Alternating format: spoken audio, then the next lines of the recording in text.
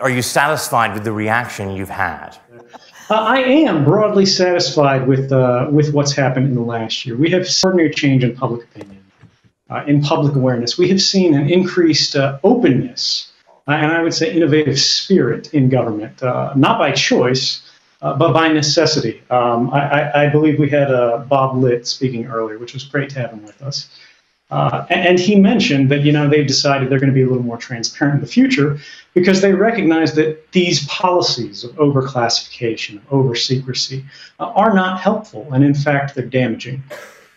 And I think we should really scrutinize, the value not just of the government's, shall we say, improvement, and not just the encouraging rulings that we're seeing around the world in court systems.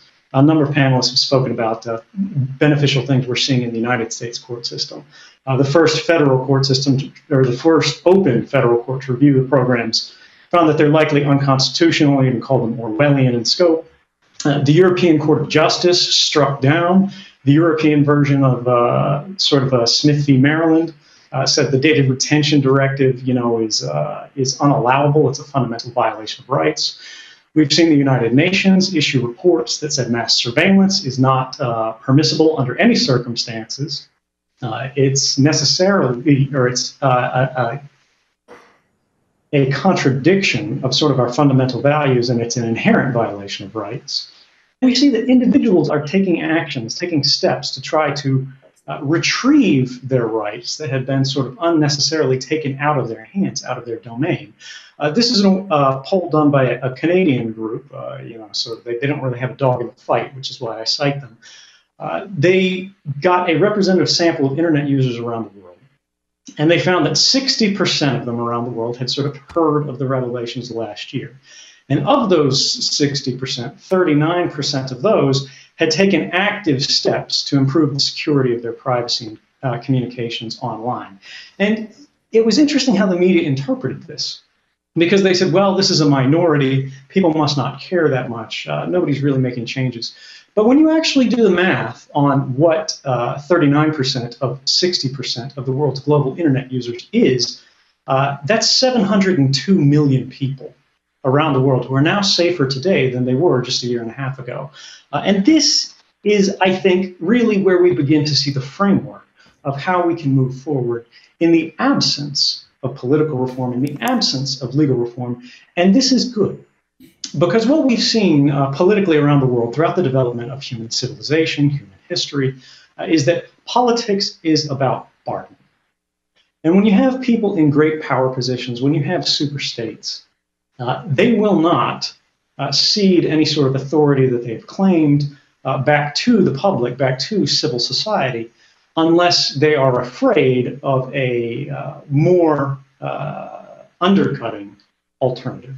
And this is really what is setting us up to really have a sort of renaissance of security and of liberty in the way we associate, the way we speak, the way we research online. And this is critical, because when we think about reforms, when we think about all of the challenges we have in the United States, these are big picture problems, but at the same time, these are only the things that are happening within the United States. And as bad as the policies of the National Security Agency and Central Intelligence Agency and FBI have been in regard to respecting sort of the boundaries of our rights, they are good relative to many other governments around the world. And so we have to think about not just how to protect the rights of Americans, but protect the rights of individuals around the world who live under regimes who are much less liberal and much more authoritarian.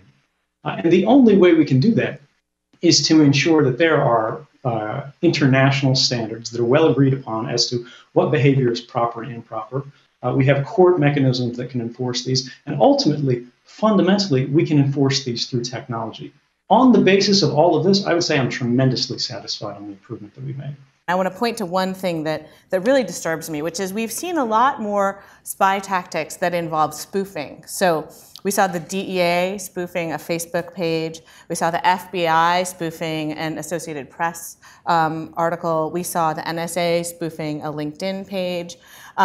We've seen commercial hacking companies such as FinFisher spoofing Adobe updates. And so I would like to hear what you have to say about, can we win this race in a world where we might not even be able to trust the content that we see in front of us, right? Are we going to enter a world we can't actually authenticate anything that we see online? This is a real challenge. Computer security is a field that is rapidly expanding, I think much more so than almost any other academic discipline. Because it's a fertile field. Computers are fundamentally so insecure today, it is impossible to rely upon them, impossible to trust them fully. Many of the reasons that I was successful in what I did was because I had structured a threat model in such a way that I did not have to rely on any particular computer, any particular communication to remain private. Now, this is not a world that we want ordinary people to live in, and this is the reason that we're having these debates today. This is the reason that people are fighting in countries around the world to push back against this kind of invasiveness, these kind of intrusive policies, but also simply the state of play in terms of our security around the world. Now, there are a number of business interests that have been referenced by some of the other panelists, Chris Seguin at the ACLU, Matt Green, Johns Hopkins professor, and many others who have referenced the fact that there are commercial incentives today to actually find vulnerabilities, to find weaknesses in our systems. And rather than work to fix those, rather than work to secure our systems, they actually leave those open.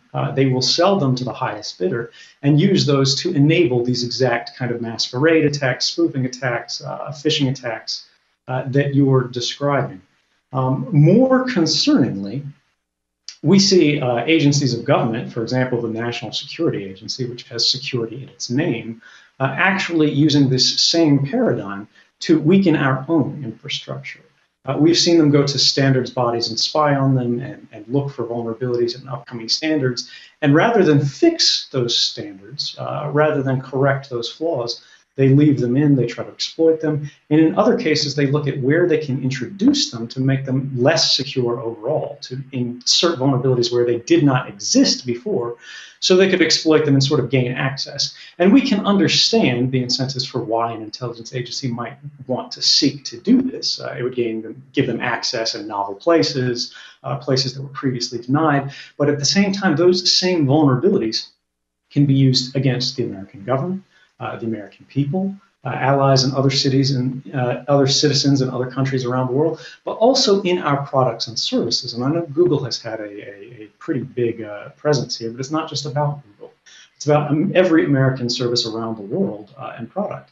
And if we're creating phones that have inherent insecurities in them, if we're creating flaws in our standards and protocols that every interoperable system relies upon to communicate, we're weakening the basis of our modern economy, because America relies more on the internet for productivity, for trade, for economic gains and comparative advantage than any other nation on earth.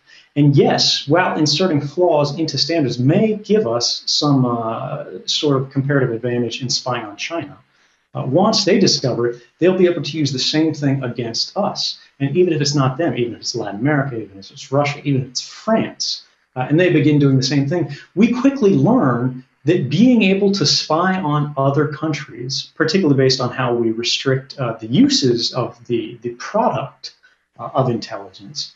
For example, the American government is very fond of saying recently that we don't give economic secrets to private companies, although they do use it internally for government dealings.